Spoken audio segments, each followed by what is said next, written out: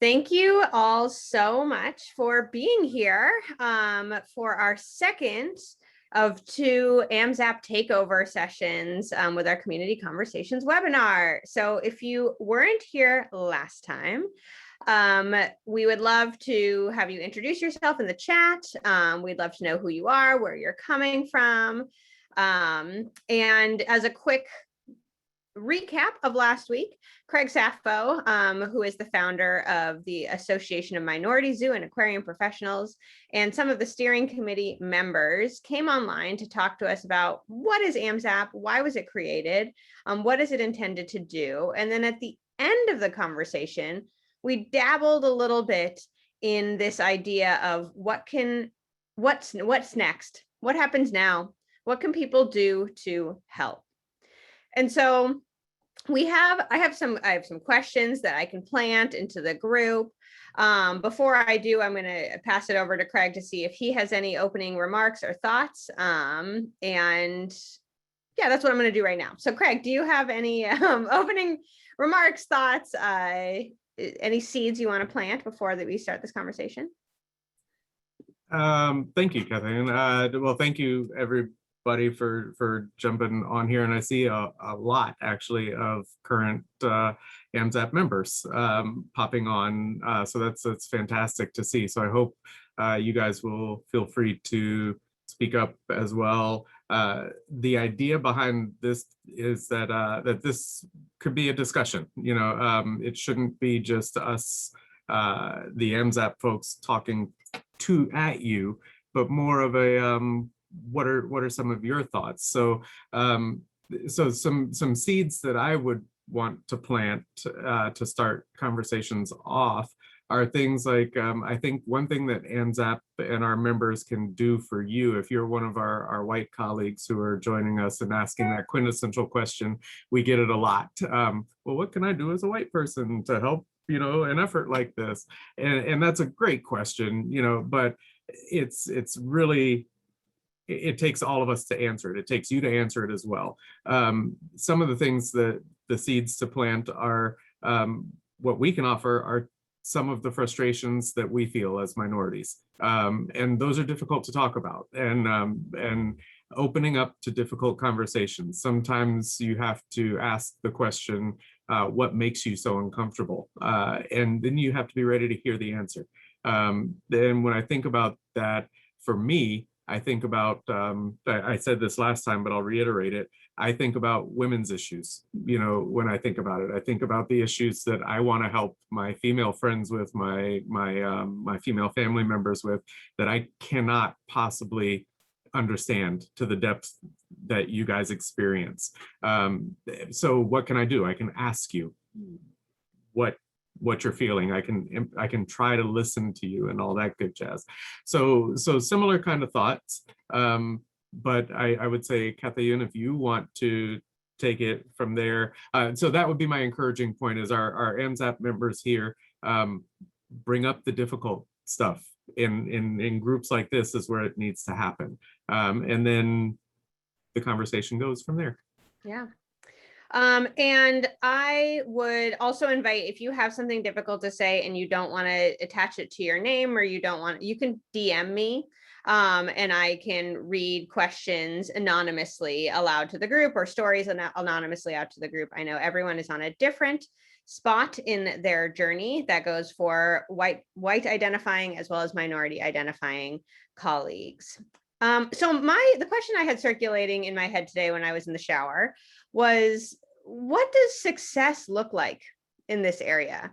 What does it mean to be successful at DEIAJ work? Because I think before we can ask what we can do, we have to know what we're shooting for, right? So, and I think that's going to be, there are a lot of components. So I would love to hear from all of you. What are you working towards? What do you want to see achieved?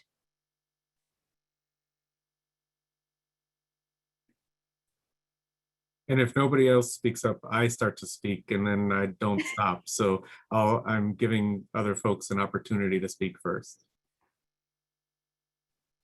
There are no wrong answers. Right. Hi, Cassandra. Hi, good morning, everybody. So good to be here.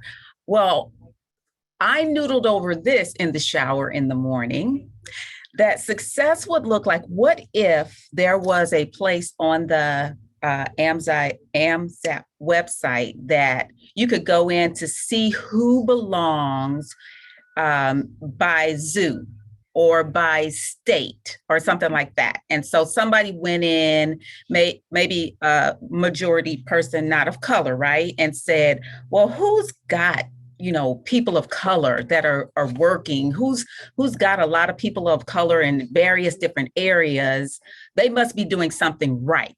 And so I want to learn from them. So is there some way that I could search or look and then call the head of that organization or the DEAI folks at that organization to kind of see what they're doing? Because one place may not have any people of color, where other places have it throughout the organization. So that just popped in my head this morning as what would be a successful, beginning with the end in mind, when all of this is going and we've got all these members and everybody is feeling in, like they can ask the questions or do the research, that AMZAP would be a dynamite source of information. I love that very practical suggestion for a very big picture, almost ethereal idea that yes, I want this resource so that I can identify who's doing it right? Like who's got movement in the direction that I want to go. Who else?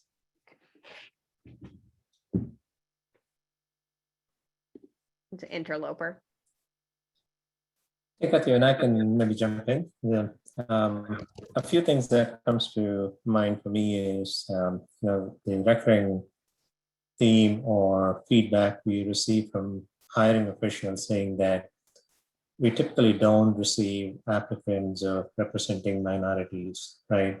So it's almost, we are talking about metrics. How do we define those metrics of the success or the efficient functioning of this association? I would say the first one would be that growing membership, making sure that people of minority representing diversity are aware of this association and coming to this forum to discuss ideas and voice their concerns and get guidance or advice from people with different backgrounds and different experiences, because everything is different. Somebody who can learn from somebody else's mistakes or right steps is beneficial. So for me, that is number one.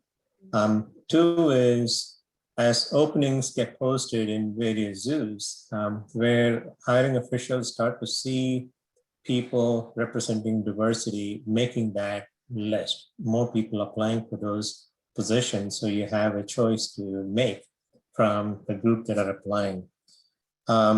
Not just the application, I think it has to be followed up with action, right? So we need some kind of metric to see how many actually get hired that represents diversity. It's not just getting the position, we also need to track their success in terms of their own professional or career development.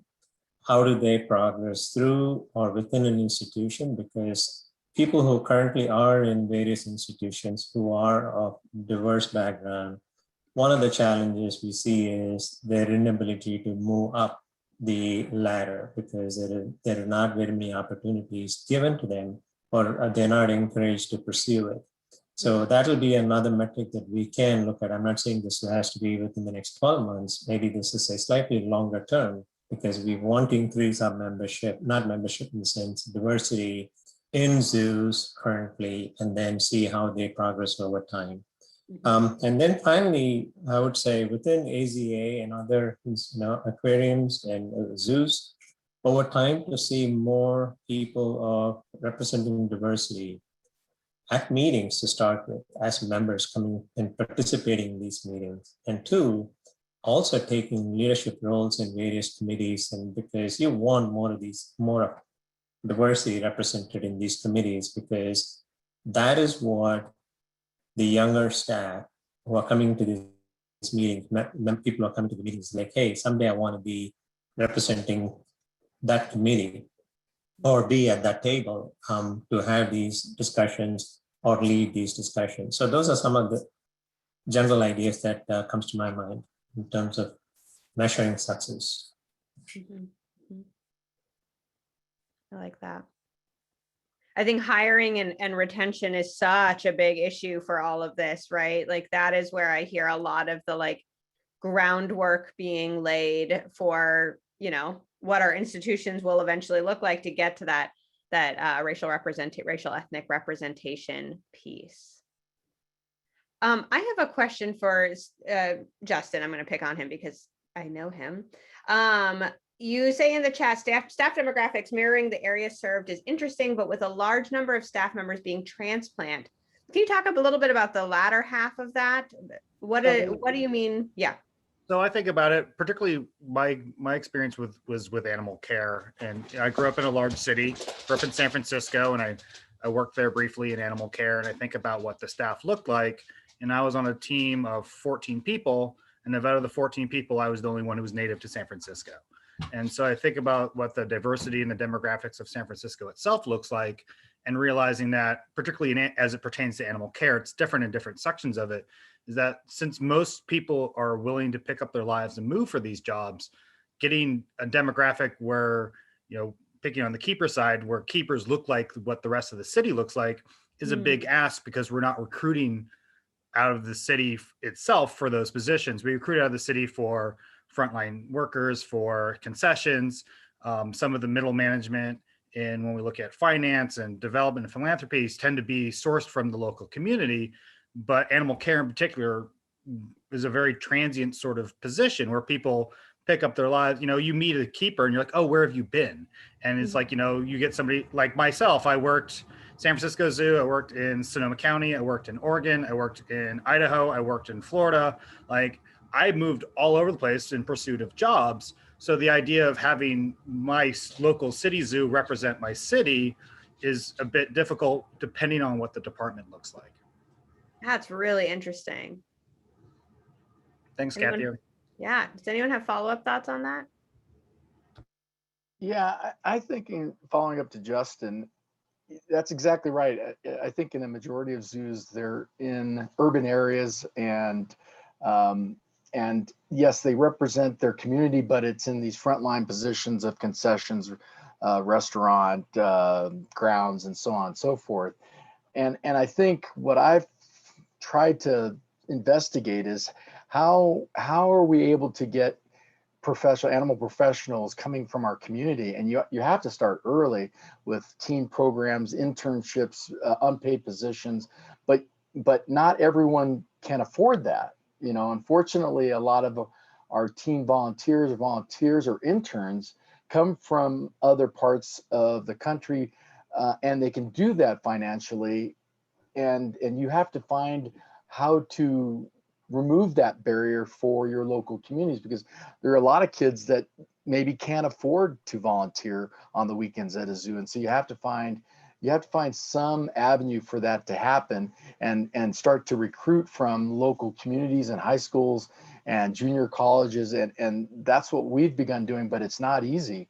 It really isn't easy. And it's really mass advertisement and getting your postings out there to local communities, whether in high schools or junior colleges, to see if you can at least try to establish kind of a minor league source for animal care professionals, because so often you are getting people, as Justin pointed out, moving around, and other, you know, some people can do that and some people can't. And so trying to look at that, and then also looking at our hiring practices, as Buddha pointed out, that really looking at how you go through your hiring practices and actually look at training staff who are reviewing applications to look at what can really accentuate diversity and be inclusive. And so it's a process, and it's slow in coming, but you have to just kind of stay after it. I would love to hear if anyone has a successful example of moving beyond these unpaid internships, these, you know, I mean, the teen volunteer that I was in, I literally had to pay for it. So Does anyone have an example of a successful way that they have moved beyond that model? This is Jess from the LA Zoo. We just had our first ever community conservation interns, and they were specifically paid internships because that's what we're really trying to focus on, is addressing those barriers. And unpaid internships are not a way that we are going to diversify this field based on all of the systemic issues within this country and beyond. So it needs to be the focus of providing paid ways to get that experience. And I think it's a collective effort of, not just one institution, but it needs to be something, if we are all trying to change the face of the zoo and aquarium and conservation fields, we all need to be a part of that solution.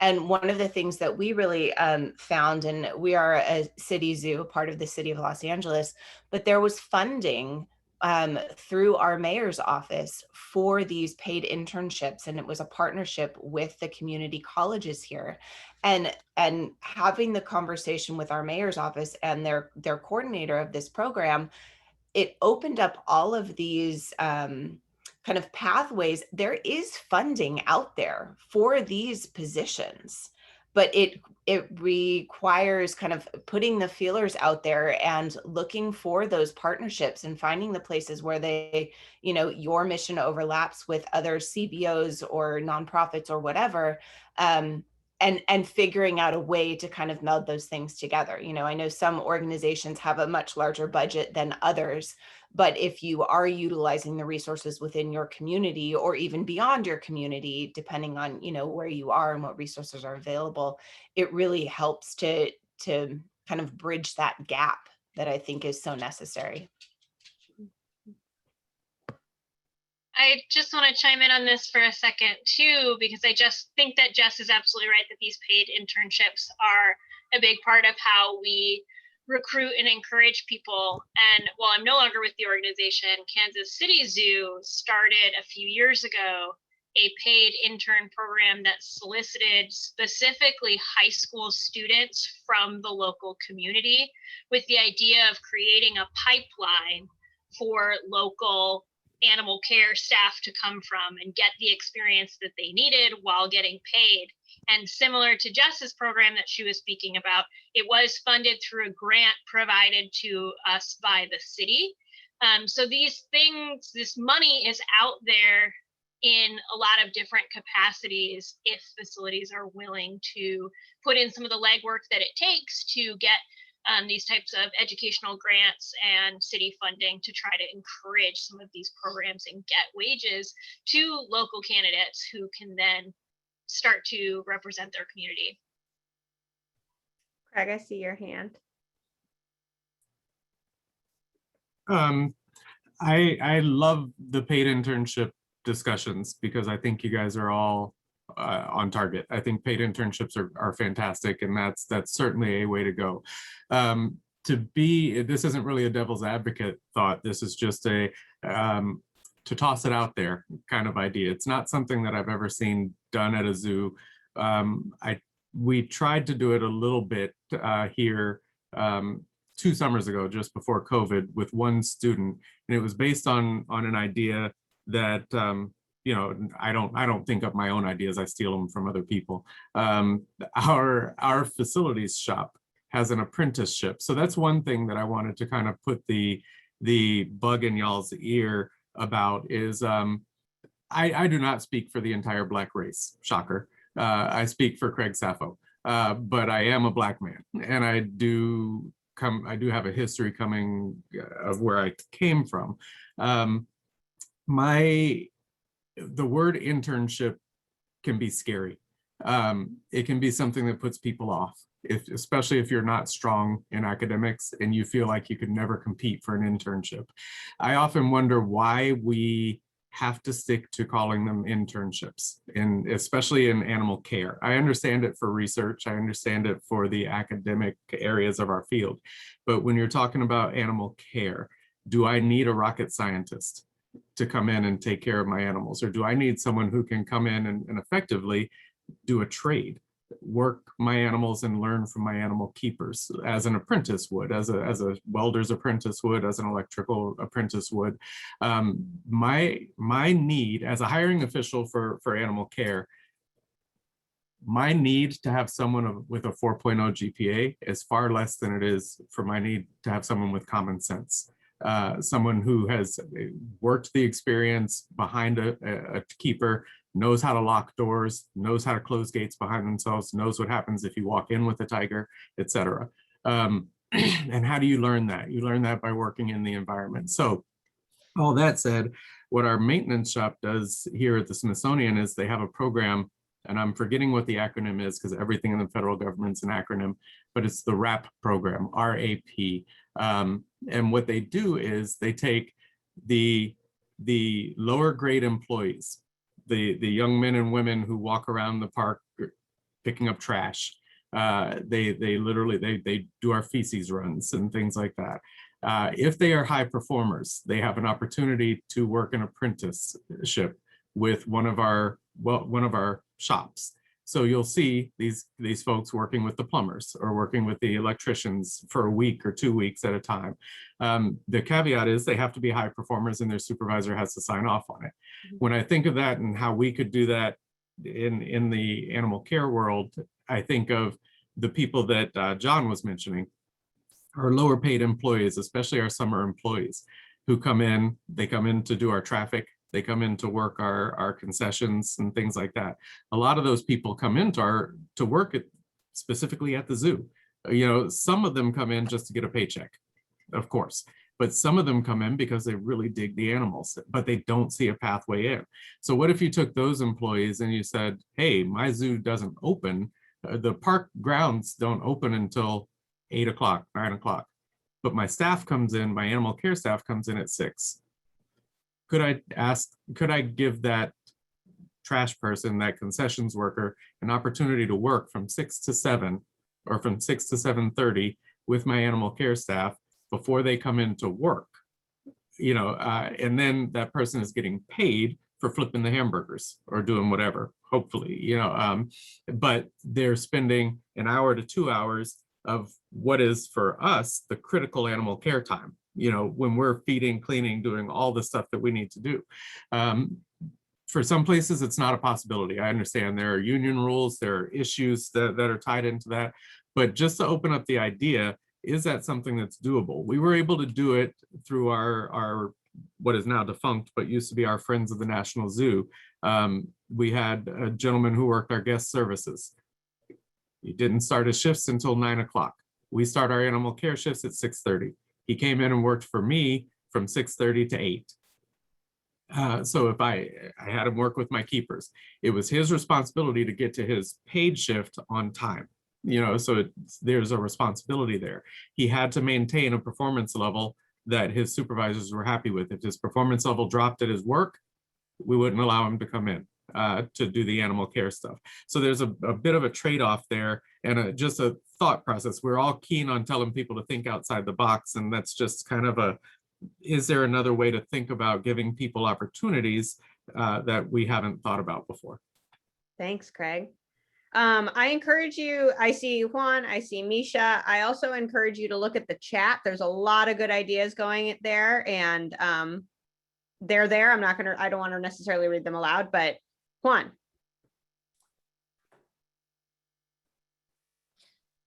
Good afternoon, everybody. I'm Juan. I'm a former curator over at the Smithsonian's National Zoo. I'm a director at the Clearwater Nature Center now, but this is a great conversation. You know, I agree with Jess and a few others and Craig. I think in terms of trying to find, I think, really creative ways I know one of the problems that we had when I was at the zoo was that where do we get funding for these internships?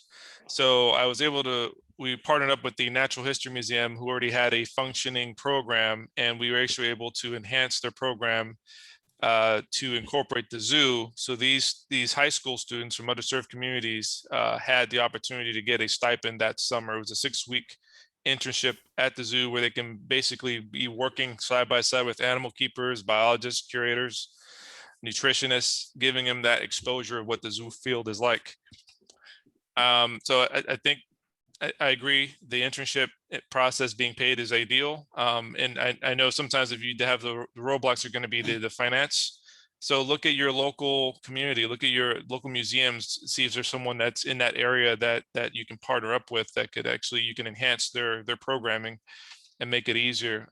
We actually won the Angela Peterson Excellence in Diversity Award in 2012 because we made this partnership. We created the YES program at the National Zoo, which was instituted back in 2011 and is still running to this day. I'll put that in the chat for some folks to learn more about it. But yeah, partnerships are great. I think that's if you don't have the financial ability to do it, then look around. There are people out there that are willing to incorporate whatever programming you have, especially in the zoo world, where we're a very unique institution, unique organization to be able to enhance STEM or STEM field careers. Yeah. Thank you. Misha.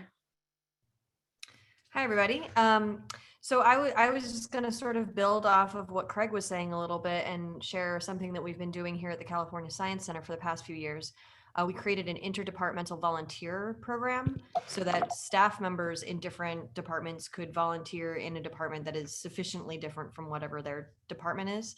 And what we're looking at doing now is creating some ways to expand upon that program to make those opportunities paid opportunities and career paths for some of our staff in, say, guest services or concessions or retail operations or what have you, particularly to help bolster the racial and ethnic diversity in some of the departments that have a little bit of a harder time recruiting to improve the diversity, like animal care, like our education department, like our exhibit development department. And so that's in the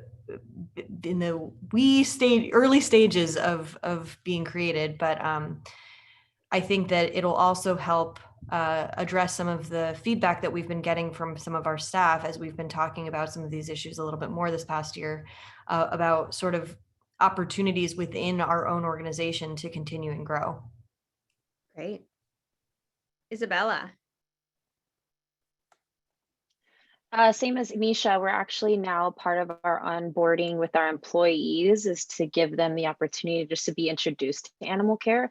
Because before coming to Oakland Zoo, it was you worked at a zoo, but you weren't even ever given the opportunity to interact with any of animal care unless you were a part of the train operators that went through Wild Australia or something like that. So just giving that one-on-one time to kind of talk to animal care has been a great experience for them.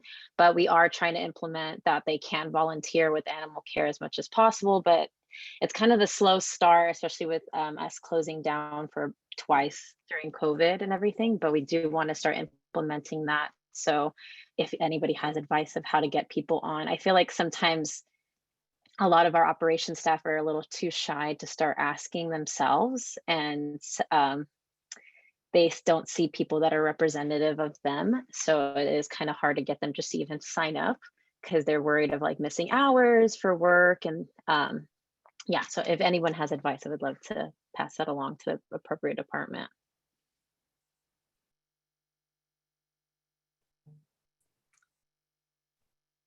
I would also, so if you have advice for Isabella, chat or stop me from talking and pipe in. I don't have advice, but I wanted to agree with Isabella that we're part of this. I don't want to get totally derailed from part of this whole talk is I think several people signed on to hear what you might really be able to do, not just to harp on all the problems, but Isabella just said it really well. A lot of our minorities, our hopeful minority employees, that pipeline of people who want to come in are just shy. You know, they want to do this stuff, but they don't know how to ask. And so sometimes it's something that's totally within your power if you're working in a park to ask them, do you want to meet? I've had so many service workers who work our grills come to me and say, I've always wanted to see back there what the lions and tigers are doing. Well, why didn't you ask? I'd just come and I'd be happy to walk you back there and take you back. And I think I blew their minds one time when I asked the whole department if they wanted to organize a tour from my area. And if you if you're a supervisor and you're wondering, your staff might just not feel like they're allowed to do that kind of stuff and offer. So if you kind of encourage that, hey guys, I'd love if we could offer some tours. You got to get your work done first, but let's get these guys through. And you can target the minority, the underpaid minority staff at your zoo who might get that spark from your staff. Yeah, I think this is a really good thing to identify, because on the one hand, like, our society, for a bunch of reasons, values people who have like that go-getter spirit, right? Or who, like, advocate for themselves and blah, blah, blah, blah. But like, depending on the culture that you're from, depending on the household in which you were raised, that may be completely out of your realm of interest, expertise, understanding. And so I do think that's a inclusivity thing as well, to not just depend on what is largely a very patriarchal way of thinking, that like those who speak up for themselves are the ones that deserve the opportunities, and instead trying to find, trying to encourage multiple ways in which people can express themselves to get what they need. Anthony. Yes. So great conversation happening here. And I think it's just fantastic to see. I have to say, I think we're all in agreement that paid internships are something that's needed, right? We all know that.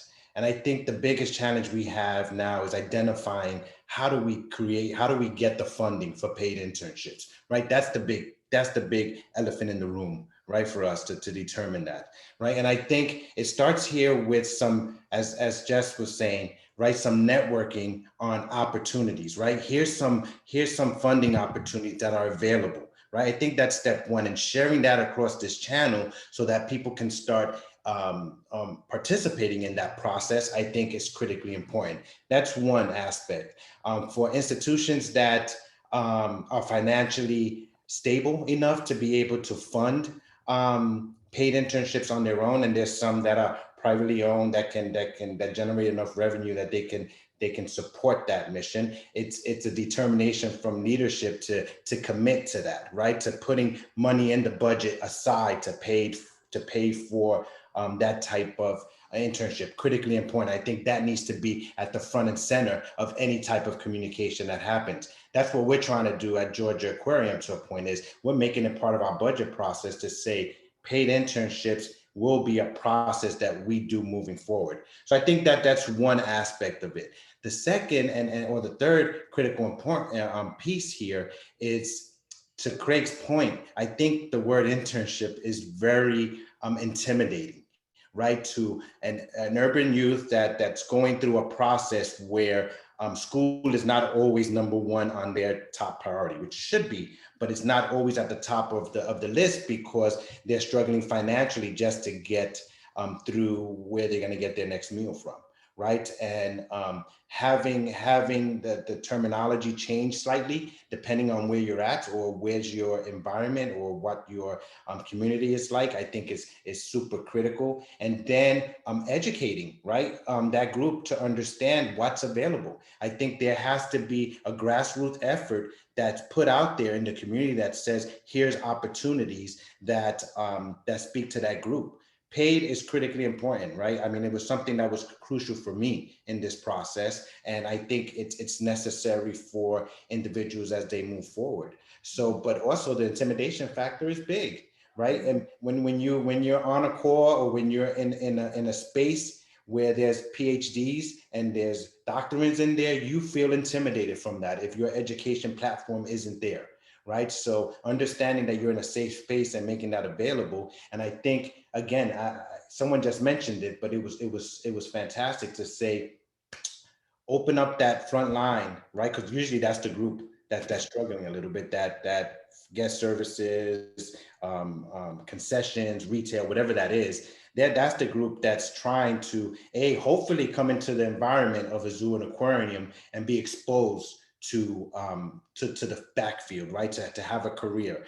Getting tours or getting platforms that allow them to be exposed to that, I think is super critical. Being able to find a way where it's not a tour is paid as you go through that, so people get that feeling, I think is super important, because again, you just think of 2 or 3 hours before your shift is not a big deal, and for some it's not, but for others they can't afford to do that, right? And it's important at the end of the day that we understand that and that we're working around those logistics. So I think things like that have to happen. You have to be creative on how you present that and make it available to that group, but also checking our resources. And there's a lot of talent on here that has a lot of information that can be shared. This network is super critical. And I think that's the purpose of this group, is to generate that information, filter that information through this channel, and hopefully it'll spread across the environment. But the other big thing I just have to mention is opportunities, right? So someone else talked about earlier,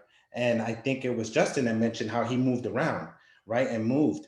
And a lot of that's because the talent is not in that location, right? Because they weren't exposed to that field. So bringing in talent from across to be able to educate, train, and supplement some of that internal resources, I think is super critical. But it's a long road. It's not gonna, I think the other thing that's important, it's a long road. We have to remember that it's a long road and that we need time to grow through that, right? So I think those are key important factors that we have to remember as we go through this, and not get frustrated at the fact that we can't change it tomorrow.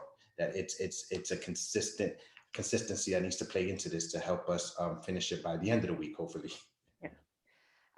Thank you so much, Anthony. Jess had messaged me in the chat that she would like to speak next, and then Buddha, and then I would like to pivot slightly to another topic for our last, 20 minutes of discussion.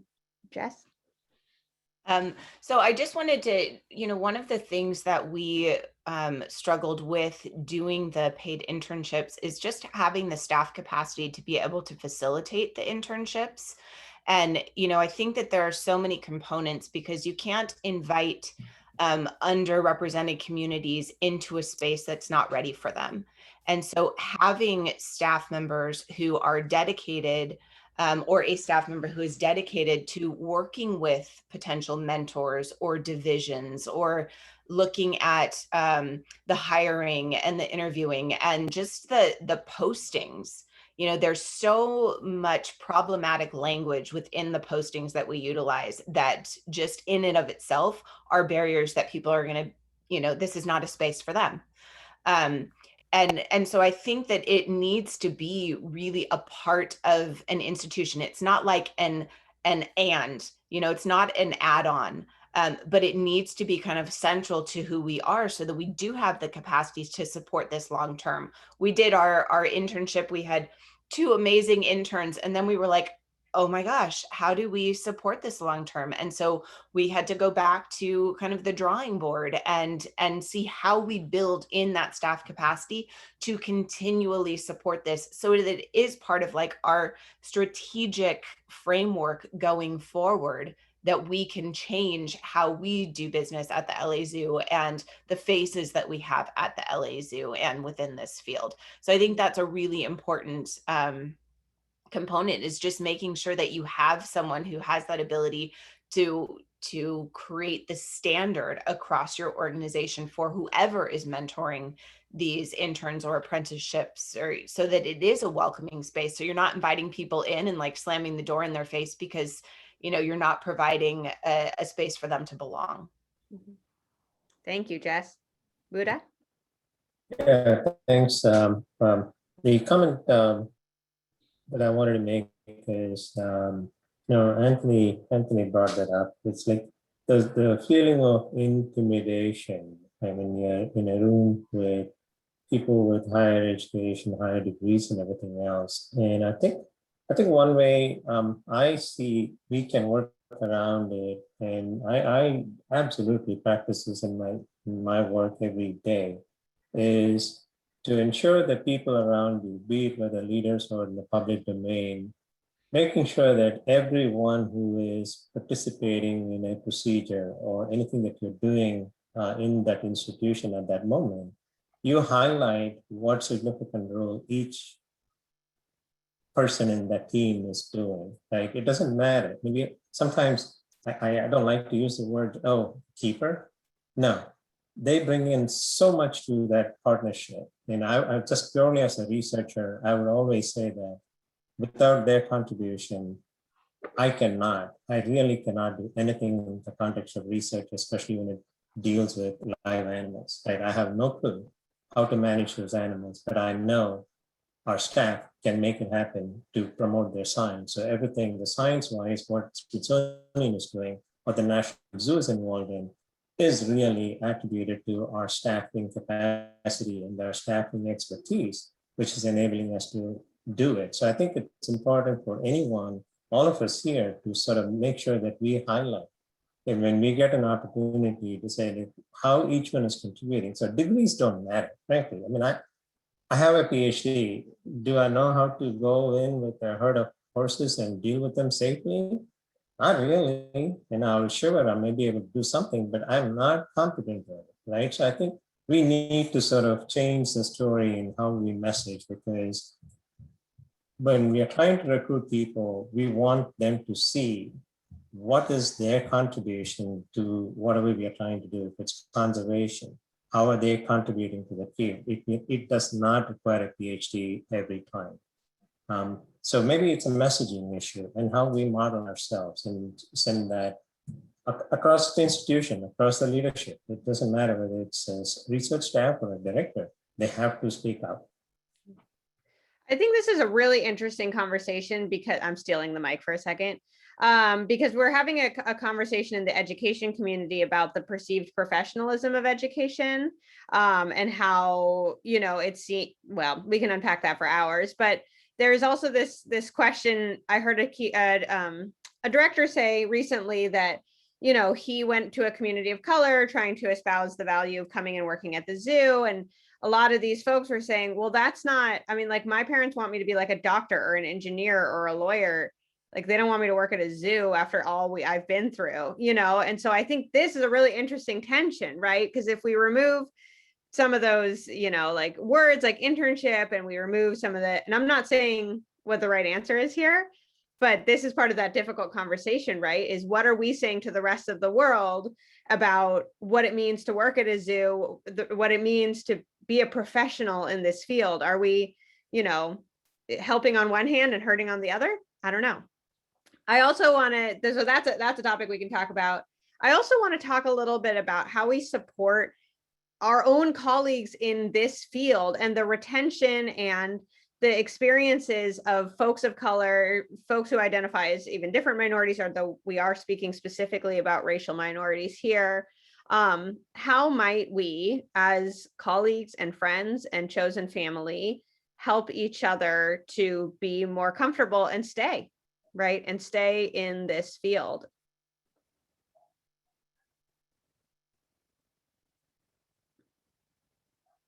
Holly.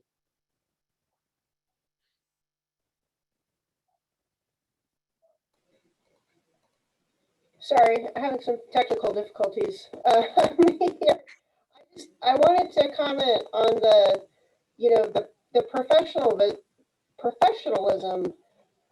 piece, because I think I know when I started, in this business, that it was, that before, I was in the business, people were like, oh yeah, it used to be, that they would just hire anybody, or they would hire, farm hands, or, and it was thought of as a paid labor job. I think just because it doesn't require a degree doesn't mean it's not a professional job, right? And I think when we think about things like police officers and firefighters and soldiers, those are jobs that require an intense amount of professional training. They bear an incredible amount of responsibility, and they don't require four-year degrees. And I think we get very hung up in our business of how we came up. And I came up, I got a four-year degree, I did an unpaid internship, and I got hired. So that's, I think oh, well, why can't everybody else do that? Because I did that and it worked fine. And I think we have to blow that up. And none of those things are bad. I have a couple degrees. I think college is great, but it's not for everybody, and it's crazy expensive. And at the keeper level, we don't pay. And so I think we have to blow that up, and we have to let go of some of these things that I know we've clung very tightly to for at least the 20 some years that I've been doing this. Thank you, Holly. Carolina.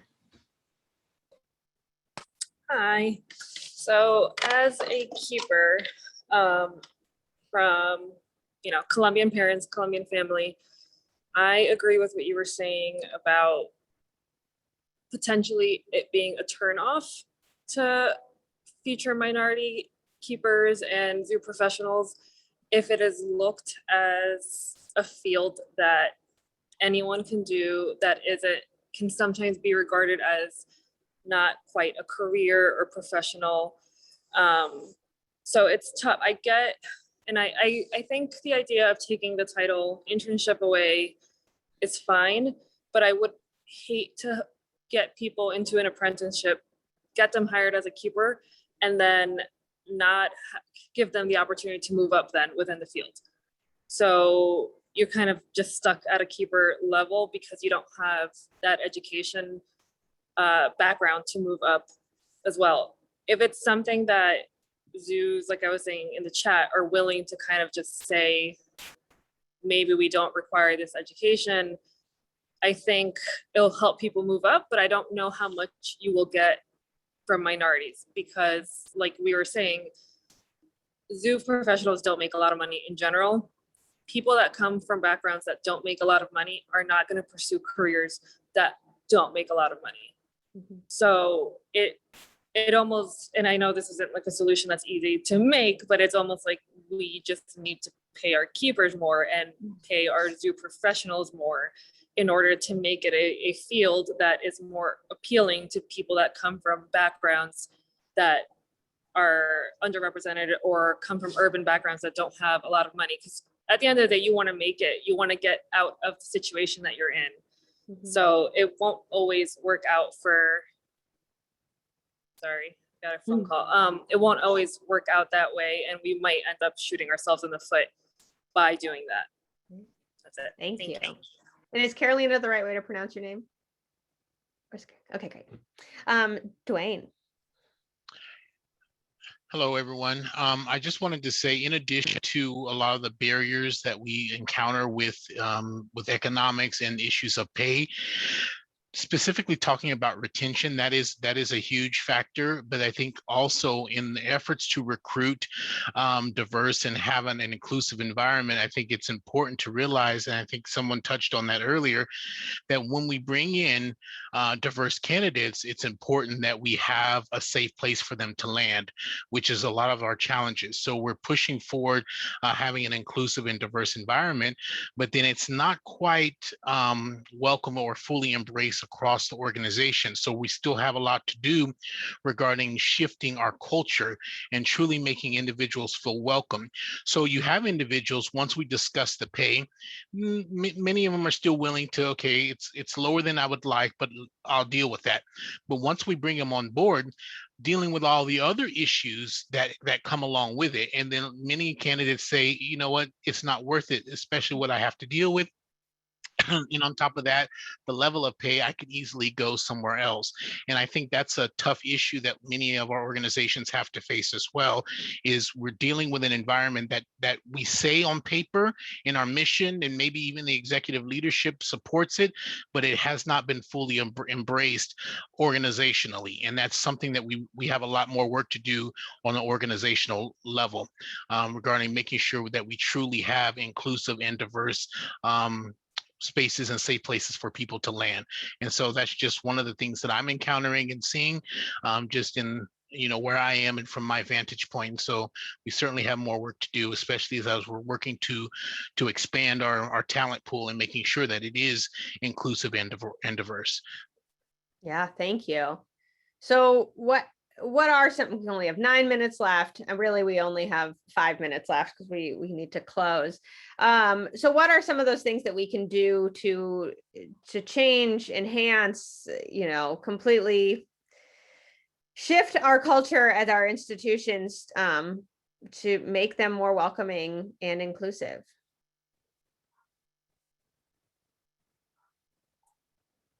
One comment that I've heard made, and it was from someone who was in the AMZAP group. They were speaking specifically about last summer. And they said that during one of the most uncomfortable things for them at their facility, they were the only Black person in their immediate area of their facility, that people almost got scared. He felt that people were scared to approach him with everything going on in the country. Where he would have felt more comfortable would have been if someone had reached out and just asked if he wanted to talk about things. And I think that that's something that's within all of our power to do, is to open up a dialogue with people who are going through things. But it's a double-edged sword, because you can't force that dialogue. It has to be when they're ready to discuss them. But that's something that, to Dwayne's point of making the environment feel more welcoming, is just, if I want to talk, I have somebody to talk to. There's nobody who looks like me directly, but are you somebody whose shoulder I can lean on? And that doesn't happen overnight. That's building a relationship. Yeah. I mean, the literal unsaid part of a dialogue is the listening. I have so many conversations with white friends, white colleagues, where they really just want to tell me all the things that they're doing so that I can alleviate their guilt and say, like, yep, you're doing it all. Good job. You get a gold star, right? But they're not listening for areas of growth. They won't even just stop talking, right? To hear long enough that there may be other things that they can do or not do. TJ. Good morning. My name is TJ Laurie. I am the Vice President here at Arizona Boardwalk in the Human Resources Department. We are an aquarium, butterfly wonderland. We have about 6 attractions here, and I do the HR functions for all of them. You guys have hit on some really good stuff for me. I'm taking notes. I've been in the industry for about 5 years. And one of the things I noted was the miles that the team members had to put on to get those payrolls. And you guys have talked about that quite a bit. Those wages have to change. They have to move up. We talked about people of color wanting financial freedom. That is an essential. It is absolutely essential, but the safe space is really critical. People lead people. And if our leaders aren't trained on unconscious bias, if they aren't trained on microaggressions and how to deal and have those difficult conversations, people of color won't feel comfortable, because, as Craig said, I need somebody to talk to. I want that affinity bias, somebody that looks like me and understands what I'm going through. And even if you don't, from that human aspect of, I am just a person as well. So if those things aren't put in place, it won't help. These millennials and these zennials, they don't play. They are demanding things that the boomers and the Y and the X didn't. We just kind of dealt with it and sat back and did what we were supposed to do. Don't stick out too much, or do your job well, but you also don't want them to mash down on you because you're doing too well. The millennials and zennials are not that generation. They want different work schedules. Insta work is popular right now. They can go and decide when they work, not necessarily if, but when. If I want to shift today or tomorrow. We may not be able to give those type of benefits in terms of flex schedules, but we've got to think about something. And those 30-hour work weeks, I've seen people throwing around 4 business days. That's important as well. But I also noted lastly that the people coming out of school with these degrees, they're making the same thing as my frontline staff, and I was blown away. And so you see people now leaving the industry for financial freedom or what other passions they may hold, which is going to create an even bigger hole if we don't start to address these things now. This is a talent pool like I've never seen, and it's blowing me away. But we've got to adjust and modify so that we can survive in it. And I think, changing some of those requirements will become essential. Craig said it best. You need somebody that can just do the job. Why do they have to have 10 unpaid interns before they can get a paid job that may be $13 an hour. So I think we've got a lot of work to do. And I think these kind of conversations will help us to get there and start to make the adjustments and modify so that we can continue to thrive in this industry. Thank you so much, TJ. That was wonderful. Thank you, everybody. This was wonderful. I can't believe the last 57 minutes have flown by. I feel like we are just getting started. So maybe we'll talk to Craig and see if there are more sessions like this that we can do. Because clearly this is such, I mean, every time we have these conversations, they are incredibly rich. And I think, you know, we haven't even gotten to that part of the internal staff, you know, the culture and all that kind of stuff as deeply as I think we could have. So thank you again. My brain is chewing on so many things, as I'm sure so many of you are. As David said, we are going to have this has been recorded, so we will be sharing that recording. The chat is also just a wealth of information and resources, so we'll be sharing the chat as well. I know a lot of people couldn't make it today, but I encourage you to share the link to the chat and the link to the recording with your friends, with your colleagues, with your board, with your volunteers, getting the messages out there as far and wide as we can to see if we can get more brains on some of these big problems. So with that, I will let you all go. Please feel free to email us if you have any questions, comments, concerns, anything else you would like to share. We are available and here to listen. Thank you so much. Happy holiday weekend.